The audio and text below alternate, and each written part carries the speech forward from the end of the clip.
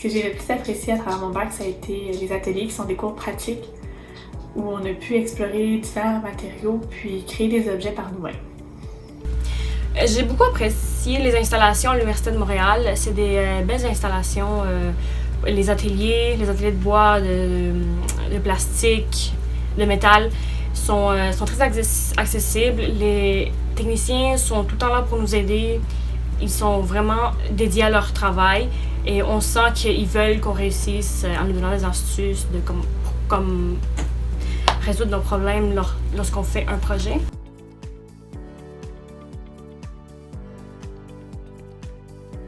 Mes principales difficultés à travers mes études ont vraiment été les examens théoriques. C'est loin d'être ma force.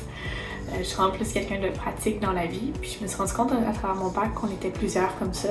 Puis le programme est plutôt monté de façon à mettre en valeur la pratique et démontrer notre théorie justement à travers la pratique. Donc les examens théoriques, c'est pas ce qu'il y a de plus présent.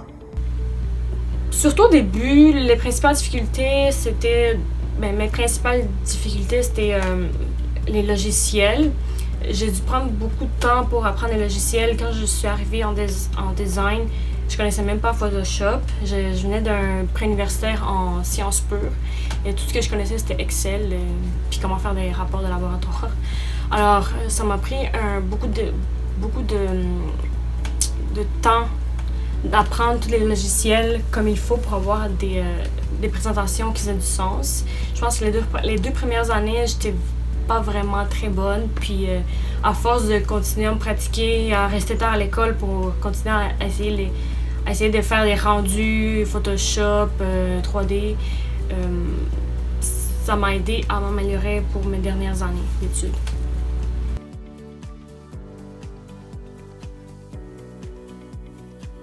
Je pense qu'un bon designer, c'est vraiment quelqu'un qui a une grande capacité à s'adapter. C'est super varié ce qu'on peut faire, puis c'est jamais la même chose.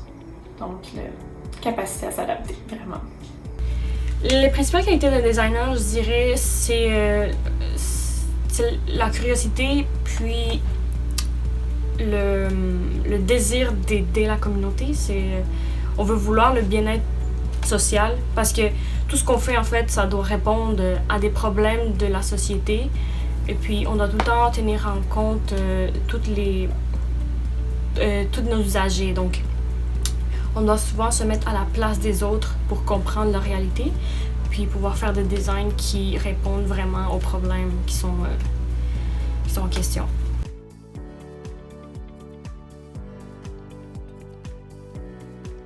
Je pense que la créativité est un excellent atout à avoir dans notre quotidien, surtout au niveau de notre carrière. C'est quelque chose qui nous permet aussi de penser différemment. Puis ça a souvent de nombreux avantages. Ça nous permet de découvrir puis de sortir un peu des sentiers battus. C'est une bonne chose à avoir. Alors je dirais que la créativité, c'est une forme de liberté pour moi. Je peux être libre, imaginer plein de choses et essayer de les créer.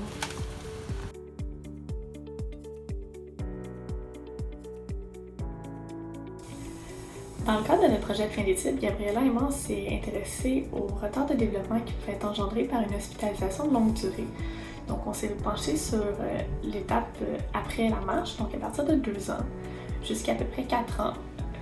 On s'est intéressé au retard qui pouvait être créé par les enfants qui n'avaient pas des outils adaptés, souvent dû au manque de ressources ou au matériel qui n'est pas nécessairement justement adapté dans un contexte hospitalier. Donc on s'est penché sur la question. On a vraiment ciblé les soins intensifs en milieu pédiatrique. Puis avec ça, on a été capable, avec nos recherches, de développer un outil qui permettait aux physiothérapeutes de travailler sur leur étage, puis de permettre à ces enfants-là qui sont souvent branchés sur plusieurs machines ou qui ont leurs particularités dans leur retard ou des exercices très ciblés à travailler, mais toujours sous forme de jeu, c'est ce qui nous intéressait dans notre problématique. Donc, réussir à amener ce moment de travail en physiothérapie un peu plus ludique et agréable.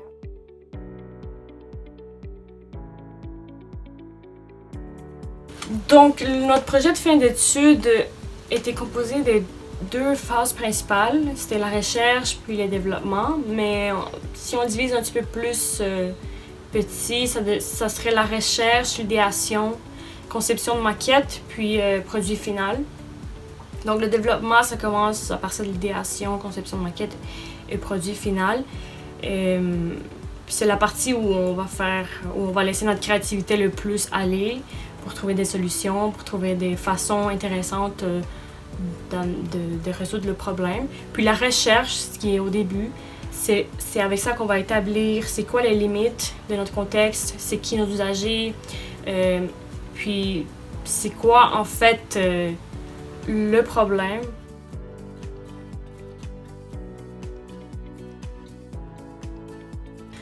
Nous avons fait notre projet en collaboration avec l'hôpital Sainte-Justine, puis on a fait beaucoup d'allers-retours avec des physiothérapeutes qui travaillaient dans l'étage des soins intensifs.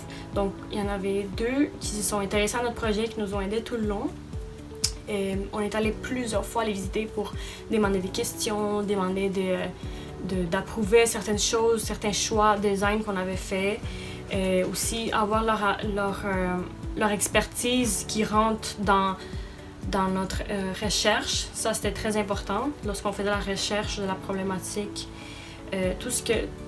La description de leur réalité, c'était tellement important. On n'aurait pas pu se rendre aussi loin dans notre projet si ce n'était pas pour la collaboration de ces physiothérapeutes. Il y avait les enfants qui ont participé au test d'une maquette échelle réelle. Puis juste les voir jouer, ça nous a donné beaucoup d'indices sur qu'est-ce qui marchait et qu'est-ce qui marchait pas.